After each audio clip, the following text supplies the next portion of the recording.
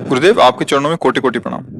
गुरुदेव भगवान, हमने संसार में जिनको अपना आश्रय मानकर जीवन साथी के रूप में वर्ण किया और जीवन समर्पित कर दिया, उन्होंने ही जब हमें ठुकरा दिया और जीवन की मझधार में बिल्कुल अकेला छोड़ दिया, इतना सब होने पर भी उनके प्रति अति मोह आसक्ति खत्म होकर सिर्फ और सिर्फ श्री जी के चरणों में कैसे लगे? एक बार मार्कंडेय जी के आश्रम के पास सुरथ नाम का एक वैश्य और एक राजा दोनों आपस में मिले। तो राजा से पूछा, आप जंगल में यहां कैसे?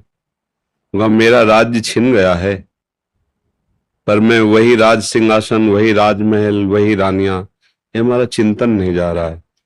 मुझे राज्य मिले इस बात के लिए तो मैं दुखी नहीं, पर मैं अपने परिवार को नहीं छोड़ सकता। और रोने लगा। फिर पूछा, आप क्यों इधर जंगल में? तो उनका, मेरे बेटे ने मुझे पीट के निकाल दिया, सारी संपत्ति छीन ली, पर मेरा मन उसी के लिए तड़प रहा है। वो भले मुझे पीटे, पर मैं अपने बेटे, बहू, परिवार को नहीं छोड़ सकता। बोले, तो बड़ी विचित्र हम दोनों की दशा है कि वो हमें छोड़ रहे हैं, वो हमें ठुकरा रहे हैं और हम उनके लिए रो रहे हैं, ये क्या है? तो राजा ने कहा, पास में मार्कंडेय जी का आश्रम है, हम लोग उन महापुरुष के पास चलते हैं और अपना निवेदन करते हैं।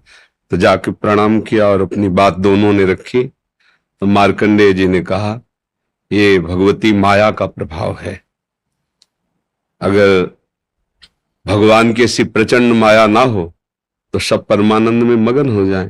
ये माया ही, वो हमें धोखा दे, वो हमें ठुकराए, पर हमारा मोह, हमारी ममता उससे बिलग नहीं होती है। अब उससे हटने का एक ही उपाय है, साधन को हरिभजन है, कै सत्संग सहाय। अगर हम सत्संग सुने तो सुनते सुनते बुद्धि पवित्र हो जाती है और फिर निश्चय होने लगता है।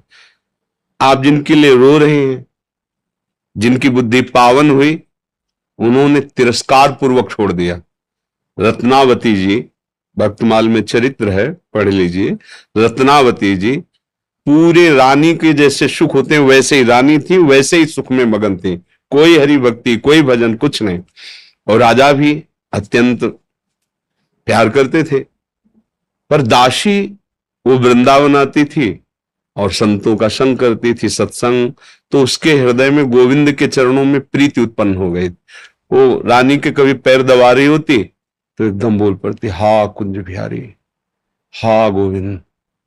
तो रानी सावधान होकर देखती, तू रहती तो मेरे संग है, मेरी निजी दासी, अंग सेवी, ये कौन है कुंज बिहारी, कौन है गोविंद, किससे तू प्यार करती है? आज तक मुझे नहीं बताया। हमारे यहाँ की दासियां तो आजीवन समर्पित अंग सेवी होती हैं, ये क्या? तो मुस्कुरा दे, बोली, महारानी आप अन्यथा मत समझना, ये कोई व्यक्ति नहीं हम जिससे प्यार करते हैं। नहीं नहीं, तू पूरी बात बता दो, मत सुनो, मत सुनो, नहीं किसी काम के नहीं रह जाओगे। और रो पड़े। भगवान का जो प्यार होता है ना हृदय में, वो अलग कोटि का होता है। वो बस मत पूछो, आप मत पूछो। अब तो और आकर्षित हुई, नहीं नहीं आप बताओ ना। तो जब बैठ करके भगवत चर्चा, उनकी रूप माधुरी, गुण माधुरी, वो तो इतना उसके हृदय में अच्छा लगा कि पैर दबाने से हटा के सिराने बैठा लिया। देखो तुम अब वहां नहीं, अब यहां बैठ के केवल हमें प्रभु की बात सुनाओ। इतना रंग चढ़ा कि हृदय विकल हो, उनका कैसे दर्शन हो सकते हैं? गोविंद के कैसे दर्शन हो सकते हैं? बिहारी जी के कैसे दर्शन? तो उनका, महारानी जी एक ही उपाय है, यदि प्रगट में संतों का संग किया जाए तो निश्चित संत सभा में गोविंद छुपे रहते हैं, वो जरूर कृपा करेंगे। तो रानियों कहीं जा तो सकती नहीं, तुम ऐसा करो, बगल में एक भवन तैयार करवाओ संत सेवा के लिए, और संतों को बुलाओ, और हम स्वयं बनाएंगे, संतों को पवाएंगे, उनके श्रीमुख से भगवत चर्चा सुनेंगे। उस समय दिल्ली में बादशाह के समीप विराजमान थे माधो सिंह, उनके पति का नाम था। अब रानी का हुक्म, महल के निर्माण हुआ, पास में संतों, और खिड़की से वो दर्शन करती, फिर सुंदर भोग पधराती, जाके सब संतों को पवाती। ये जब सूचना पहुंची राजा के बाद, बिना हमारे आदेश के संत निवास बन जाना, संतों के बीच में, रानी को ऐसे कोई सहज थोड़ी देख सकता, जाना सब हुक्म कर दिया, बिल्कुल नहीं, संतों के समीप जाना बंद, ये सब बिल्कुल, क्योंकि एक राज मर्यादा होती है ना। और कुछ कठोर शब्द कहे, तुरंत नाई को बुलाया, अपना मुंडन कराया और संतों के बीच में बैठ गई। बोले, आज से राज अन्न का त्याग।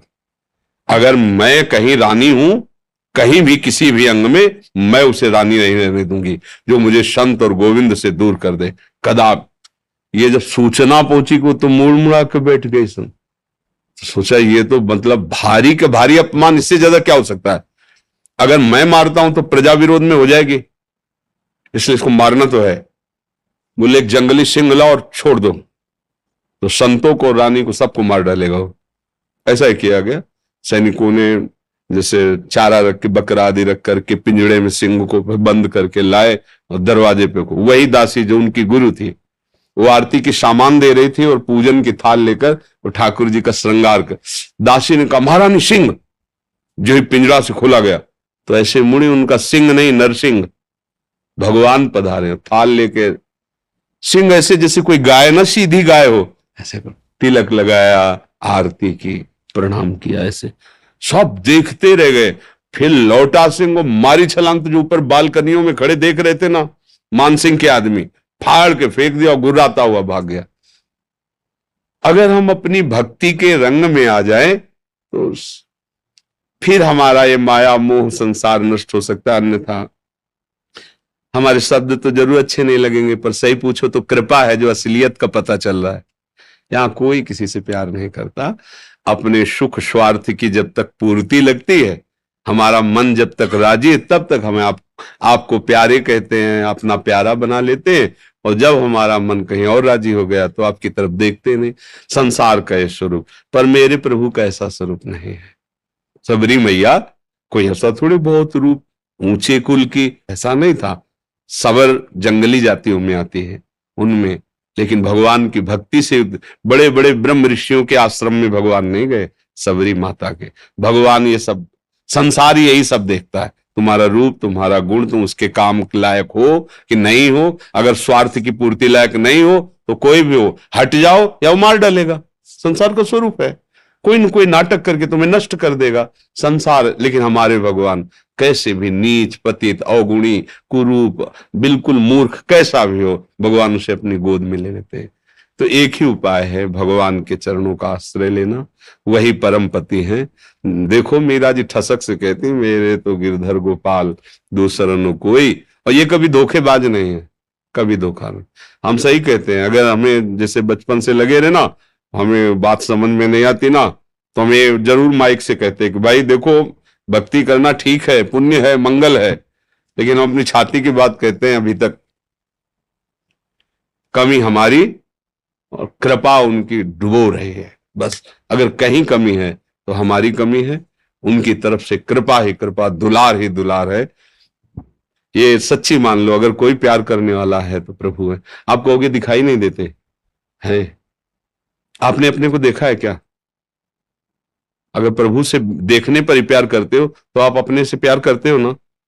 देखो ना, आप अपने से प्यार, आपने अपने को देखा है क्या? आप तो शरीर को देख रहे हैं, बिना देखे भी आप अपने को बहुत प्यार करते हैं। आप अपने आप को बहुत प्यार करते हैं। अगर ये पता चल जाए कि हाँ कैंसर हो रहा है और आपको क्षति पहुंच जाएगी तो आप यहां से कटवा देंगे। अपने आप से ज्यादा प्यार आप किसी को नहीं करते, टांग कटवा देंगे आप।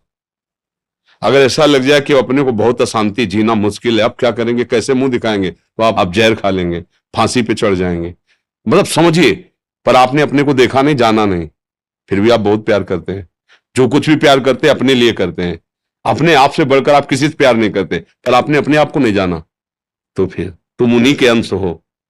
जब तुम अपने को नहीं जान पाए तो जैसे अनजाने में आप भी अपने से प्यार करते हो, ऐसे ही शुरू कर दो प्यार प्रभु से, और उनके तुम हो वो सामने आ जाएंगे पक्का। ऐसा नहीं है तो अब विमान से उतरते हैं, ऐसे दोस्त की तरह मिलते हैं भगवान। पर बस यही है कि जैसे आप कहो कि हम राष्ट्रपति से हाथ मिला के आ रहे, प्रधानमंत्री से हाथ मिला, तो गांव का आदमी से प्रधानमंत्री से तुम कैसे मिल सकते? क्यों नहीं मिल सकते? भारत के नागरिक है, हम अधिकार पुष्ट करें अपना और जरूरत दिखाएं तो हमें मिला दिया जाएगा। ऐसे हम अधिकार पुष्ट करें और चाहत हमारी प्रबल हो तो हमें भगवान मिल जाएंगे। वहां तो किसी की सिफारिश की जरूरत नहीं, खुद हमारे हृदय की बात सुन रहे। एकमात्र भगवान के चरणों से ही हमें शांति मिलेगी, वही हमारे हैं। दूसरा तो सब छल हो रहा है। माया का पर्दा पहन करके हमारे साथ छल किया जा रहा है, हमारे समय को नष्ट किया जा रहा है। सत्य बात है, न हम स्त्री है न पुरुष है, हम भगवान के अंश हैं और उनका भजन करके उन्हीं को प्राप्त हो जाए, यही हमारे जीवन का लक्ष्य है। हम तो बड़ी कृपा मानते हैं, जब प्रतिकूलता मिलती है, कोई अपना नहीं होता ना, तब कृपा समझ में आती है कि बहुत कृपा है, नहीं तो इस मोह जाल में फंस कर पूरी जिंदगी बर्बाद हो जाती है। अब सावधान हो जाओ, अब निकल जाओ, पर इधर का रास्ता चलना थोड़ा कठिन है, इसलिए कुछ भी हो जाए फिर इधर नया चुन लेते हैं, नया मित्र चुन लेते हैं, नया घर चुन लेते हैं, नया वर चुन लेते हैं। भाई इधर ही वो खोज शुरू की है ना अनंत जन्मों से, वो ये नहीं समझ पा रहा कि अंदर बैठा है, कह रहा लौट आओ, हमसे मिल लो, पर हम लोग बाहरी खोज कर रहे हैं और वो अंदर ही बैठा है। घर के अंदर प्रीतम बैठा हमारा इंतजार कर रहा है, हम दरवाजे के बाहर भटक रहे हैं, उसको खोज उसी को रहे हैं। जो सुख है, जो शांति है, जो आनंद है, वो प्रभु ही है, उन्हीं के लिए हम खोज रहे हैं, पर उनको ना मानकर, ना जानकर, अन्य रूप अन्य भावों में, इसीलिए हमें शांति नहीं मिल रही। मुझे लगता है नाम जप करो, सत्संग सुनो और प्रभु को अपना मानो, फिर वो जैसे जीवन निर्वाह करवाएं उनके ऊपर छोड़ दो। वो चाहेंगे पति रूप में मिल जाएंगे, मित्र रूप में मिल जाएंगे, वो जो चाहे जैसे चाहे, पर अपना जीवन का भार उनको दे दे। ये संसार कपटी और छलिया है, यहाँ कपट और छल ही मिलता है। प्रेम तो कोई भगवत कृपा पात्र जनों को ही समझ में आता है, नहीं तो कहाँ प्रेम। अच्छा, वो कौन सा मैरिज कहते, लव मैरिज, लव ने प्रेम का विवाह, इससे बढ़िया और क्या बात होगी। भाई पहले तो गांव में था कि वर दूल्हा को नहीं दे, मतलब वर दुल्हन को नहीं देखा, दुल्हन दूल्हा को नहीं देखा। ऐसा नहीं था कि वो लड़की लड़का देख के बाद के ब्याह होता हो, ऐसा पहले नहीं था। गांव में तो माता पिता तय कर लेते थे, हो जाता। मतलब प्रेम का मतलब आपने चयन किया दोनों ने मिलकर, ये तो बढ़िया बात है ना। अब आपका मन मुटाव तो होना ही नहीं चाहिए, क्योंकि दोनों ने प्रेम विवाह किया, मतलब दोनों ने चयन किया, और 1 साल बाद तलाक हो जाता है। भाई कैसा प्रेम विवाह, वहां तो न वर को देखा था न दुल्हन को देखा था, माता पिता की मर्यादा में आकर ब्याह किया और परिवार सुसज्जित मंगलमय आजीवन निर्वाह करते हुए, पूरे घर की सेवा, परिवार की सेवा, पति की अधीनता, पति पत्नी को ही अपना सर्वस्व मानते हुए, ऐसे ही भाव से आज हमारा क्या वातावरण हो रहा है। क्या हमारी उन्नति हो रही, क्या उन्नति हो रही। अगर पीछे से देखा जाए तो हमारी बड़ी, और ठीक है माता पिता की पसंद थी, आपने पसंद, आपने खुद पसंद किया ना, तो अब अपनी पसंद का निर्वाह करते जीवन भर दोनों मिलके। ये क्या बीच में, ये क्या, ये प्रेम विवाह है। अरे एक बार प्रेम कर ले तो फिर जैसा है हमारा है, जैसी है हमारी, आजीवन उनका निर्वाह करे, ये भगवान की भावना से पुष्ट होकर चले।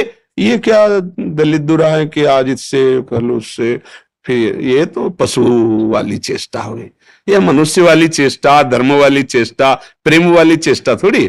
प्रेम का है कि भगवान ने एक बार विधान बना दिया गृहस्थी में, हम उसी विधान में संतुष्ट रहकर धर्मपूर्वक, पर न सत्संग है, न शास्त्र स्वाध्याय है, न भजन है, तो ये बातें सब लिखी है, दिमाग में नहीं आ सकती, हम ऐसे आचरण नहीं कर सकते। तो भगवान की कृपा से यदि आपको सत्संग समझ में आ जाए तो भगवान का आश्रय लो, वही मंगल करता है।